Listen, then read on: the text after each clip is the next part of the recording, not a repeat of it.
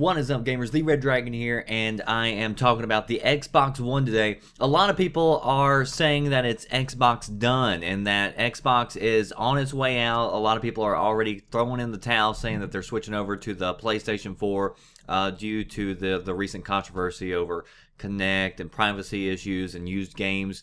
And so I wanted to talk a little bit about whether or not Xbox is done based on the reveal and what was shown and them focusing so heavily on the entertainment sector. So the first thing that I'm hearing a lot of people complaining about is that the reveal focused on so many other things besides gaming, and a lot of gamers were upset about that.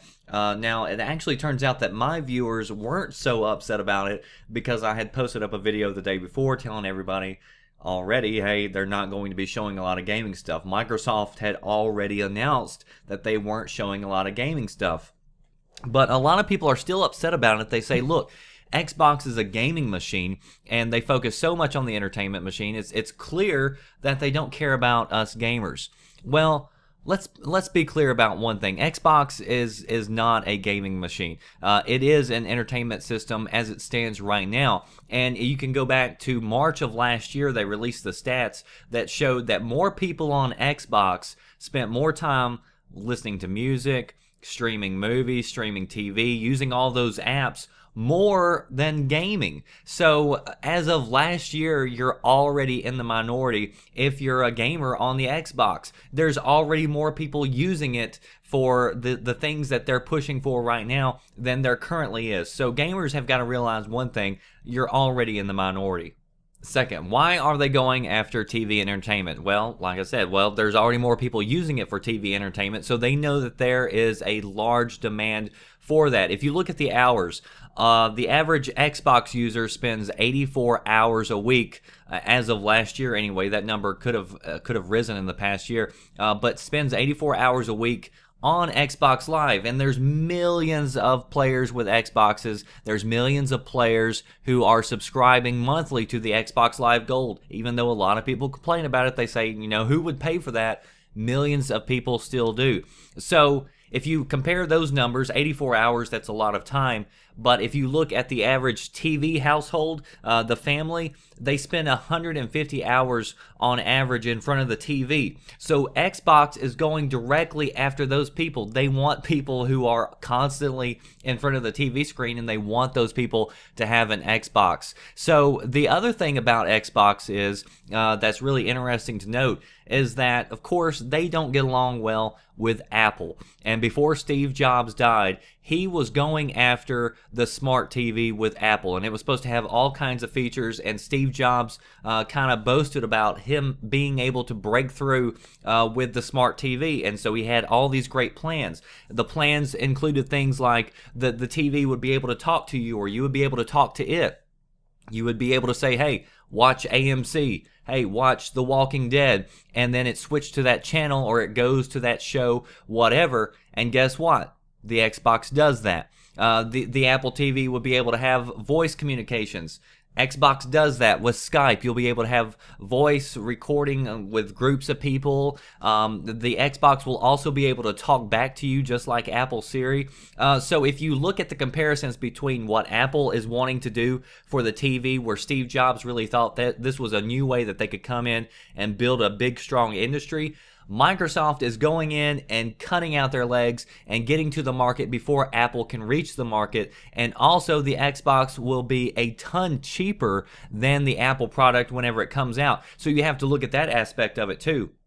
Microsoft knows more people are watching TV, and they're going to have a big competition with Apple. This is a way for them to get both of everything that they want. They can appease gamers, they can appease the TV crowd, and they're going to have a lot of people sitting in front of their boxes. And if you think that it's going to fail and you think you've thrown in the towel already, I'm afraid that a lot of people are going to be having a look of like a deer in the headlights, you know. Now, whenever it comes around, that still millions of people go and run out and buy an Xbox, and they're going to use it, and they're going to love this technology.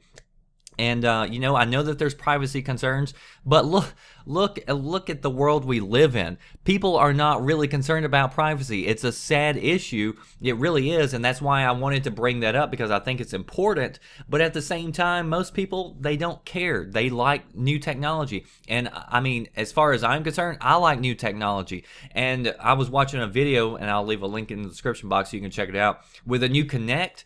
And the new features for the Kinect look amazing. Aside from the privacy issues, what it can do, it picking you up with your gestures, it knowing if you're smiling, it knowing your name whenever you walk into the room. If it doesn't know your name, it says that it'll end up asking somebody who is that person, you know, in the room and stuff. You know, it's kind of scary, but at the same time, I also saw some features where it's going to actually be good for some games. I can actually see this being used now for games, and it being able to pick up accurately your actions, and it looked really freaking cool, the things that they could do with the new Kinect. But just looking at the Kinect, the features and stuff, we haven't even gotten around to the games yet. So the people who are throwing in the towel, look, they've said E3 is when we show off the games, we show off the gaming side of the console. If you expected the gaming part to be shown at the reveal, I'm sorry, I mean, you were mistaken.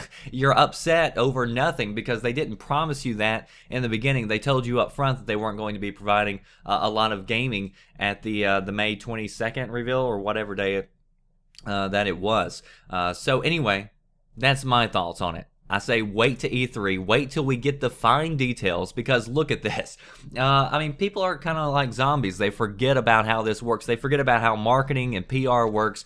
Microsoft loves that we are talking about it. They love that we don't know what the heck we're talking about, and that there's so many miscommunications, because guess what? Sony's left in the dark too. They don't know what Microsoft is doing. So Microsoft can keep on playing these cards. They can keep on having their name leading in every week with the same story, and as long as news organizations are talking about the Xbox instead of the PlayStation, it's a good day for Microsoft. And you know, even though it's getting some bad PR, in the end, whenever you actually get the facts and you actually see what all the system can do, I think people are going to be surprised. And it's one of those things where people thought so negatively of it, and then when they actually see what's happened and how it isn't as bad as what it was played up to be, then that's going to be another big PR positive move for Microsoft, I believe. So they can turn this thing around, and I definitely would not throw in the towel as it stands right now. My advice,